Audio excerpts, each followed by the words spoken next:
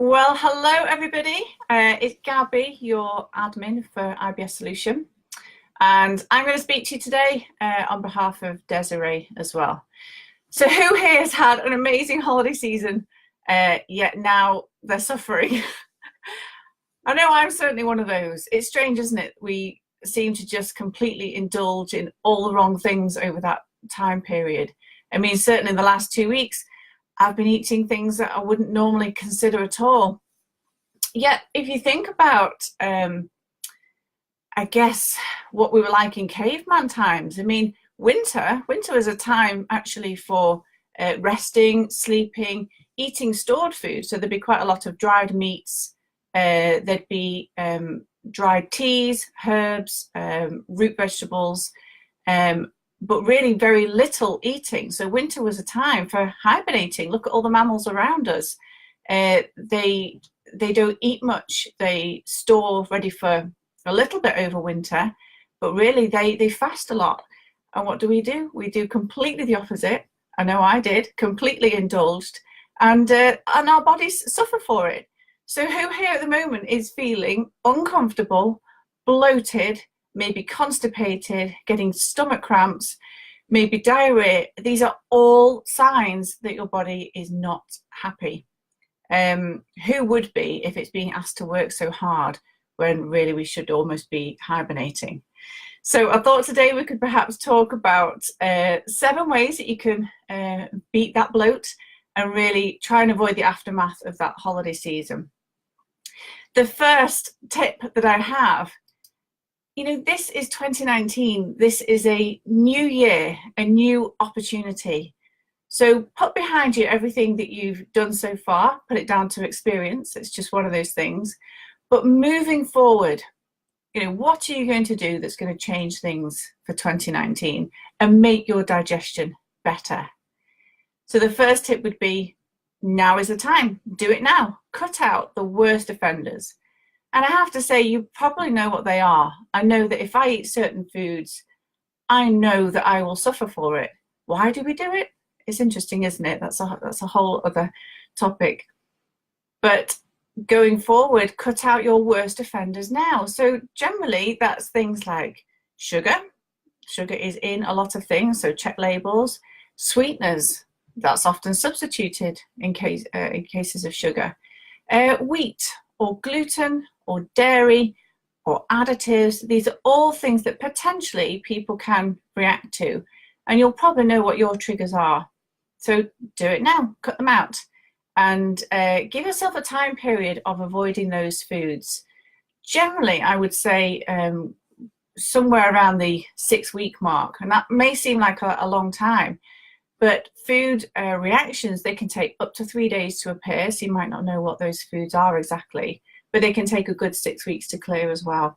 So if you bring them back prematurely, it may be just too soon, so you may think that something's not worked for you, whereas in fact it has.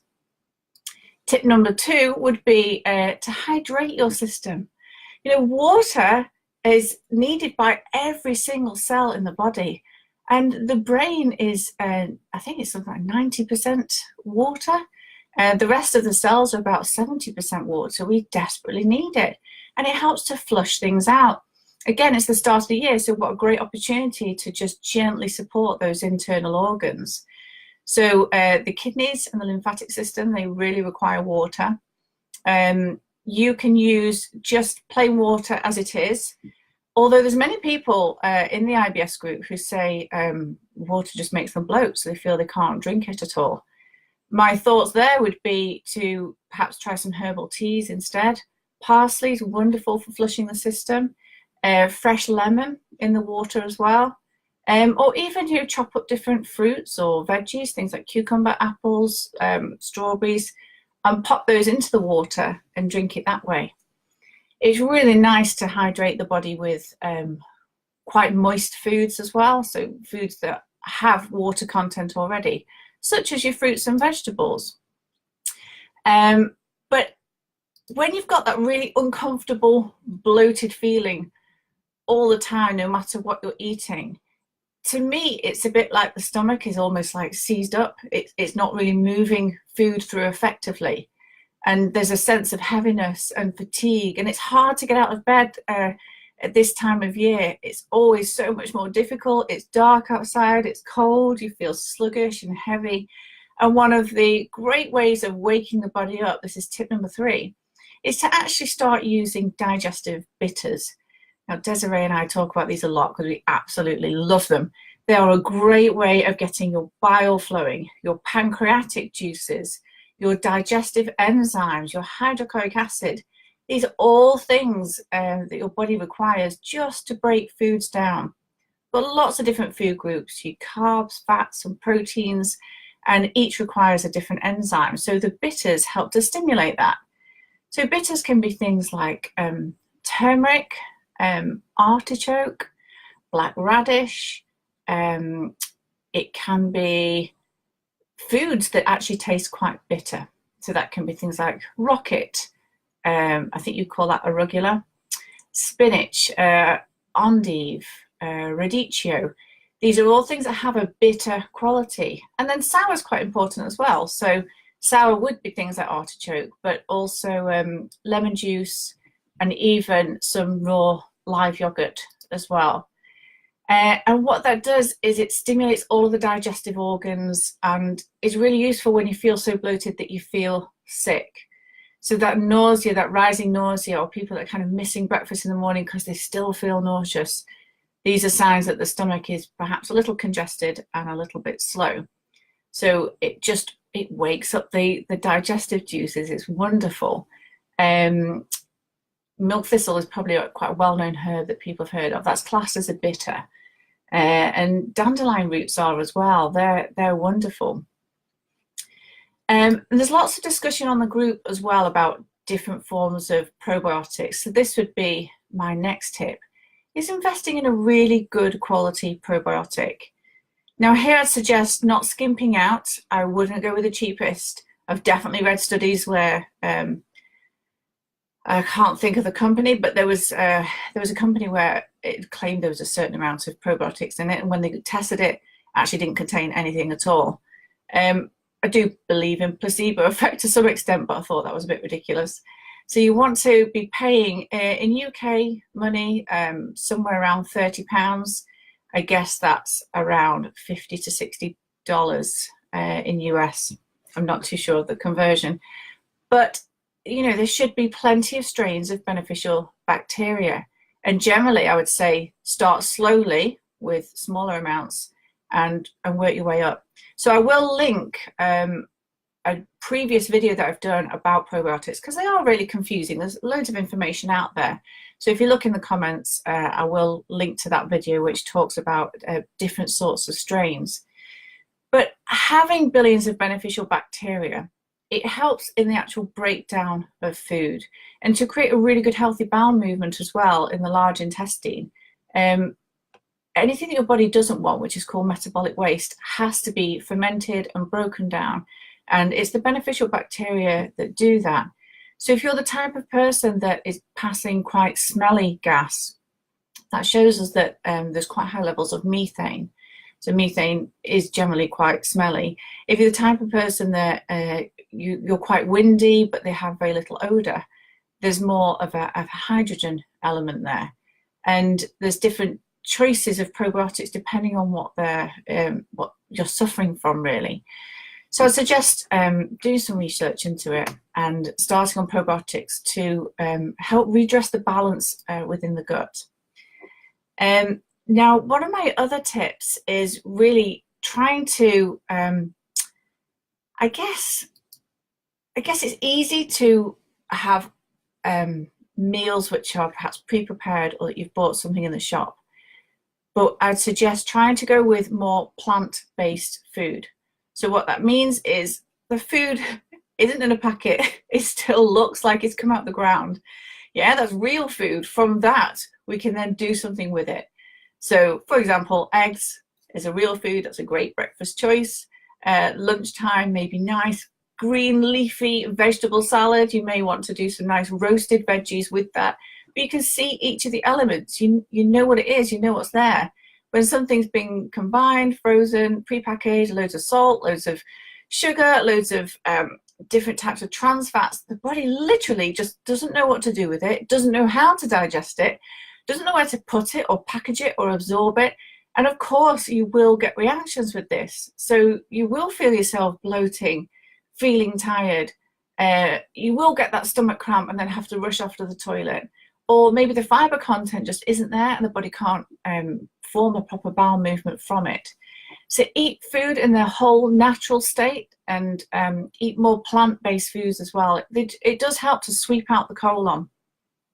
I do think meat is really important as well for some people, but that should be really good quality. So it should have the right levels of essential fats, and you only really get that from grass-fed meats. That means that the animal has been grazing rather than just being fed corn and a load of antibiotics as well. But as I was saying at the start about it being winter, and this would be a time really for resting from food and not stuffing ourselves, my last tip would be intermittent fasting. So what this means is you're having a much longer break between your meals. So instead of having your breakfast at 7, your lunch at 1, and your evening meal at 6, which is what most people tend to do, you are delaying one of those meals. For example, some people get up in the morning and they choose to miss breakfast so that their last meal had been 6 p.m. the day before, and they may not then eat until maybe 2, 3 p.m. The next day. They're giving themselves a nice long gap there for the stomach and digestive organs to work more effectively. I personally can't do it that way around. I find I'm no good all day. I can't think straight because I just want food. So I do it the other way around, and I will have breakfast, I'll have lunch, and then I just don't bother them with an evening meal, and I'll go right through to the next day. So just go with what works for you, but either way, you are resting the digestive organs. Another nice way of doing that is the 5-2 diet. So 2 days a week, you're having a lot less calories. That can also work. But intermittent fasting means that people don't experience the detox reactions that you might get if you properly fast. But I mean, I love fasting. I do quite long fasts, and you know, under supervision, they can work incredibly well. But a nice way to start would either be with intermittent fasting, or maybe just having a break from food for a day. And it's amazing how much better you can feel. And another good tip, so last one, number 7, is to bring in either vegetable broth or a bone broth. What that means is you're either extracting all the nutrients from your vegetables, or you're extracting all the glutamine, glycine, and literally the richness and the good fats from bones, and you're drinking that as a broth. So incredibly nourishing.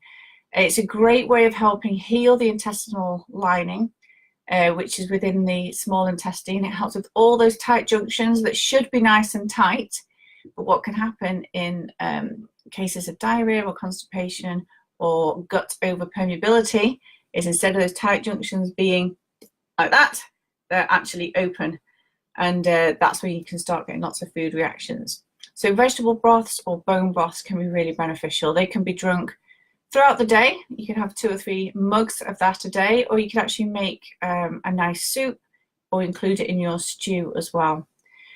So just to recap, going forward, today is the day. Cut out all those things that you know are affecting you. You can do it. I know you can. I believe in you. Number 2 would be drink. You really need to drink some water. There's no way around that. So help to flush out the toxins. Number 3 is try and get some digestive bitters. These are nice herbs. They will stimulate, wake up your digestion, and you will start to love them. They may taste a little bitter initially, but they're wonderful. And number 4 is invest in a really good probiotic. It's imperative for the large intestine to have that beneficial bacteria, so don't skimp out. Number 6 is try and get more of these plant-based foods. This is real food, not pre-packaged, and lots of good healthy vegetables and grass-fed meats. Number 7, I did 8 actually, didn't I? So number 7 would be intermittent fasting. That's just giving your digestive system a rest for a good 16 hours or so each day. You could do that for just a couple of days, or make that your way of living. And number 8, there we go, is try adding some vegetable broths or bone broths to help to seal the gut a little bit. And it's a great way to start the year. So do this for a couple of weeks and give your body a nice rest, a nice detox, and enjoy the rest of your January. If you have any comments or you've got any queries, please put them in the comments box. Remember to watch the video that I'll link in there on probiotics if you're confused what to do with those. And see you in the group. Thanks.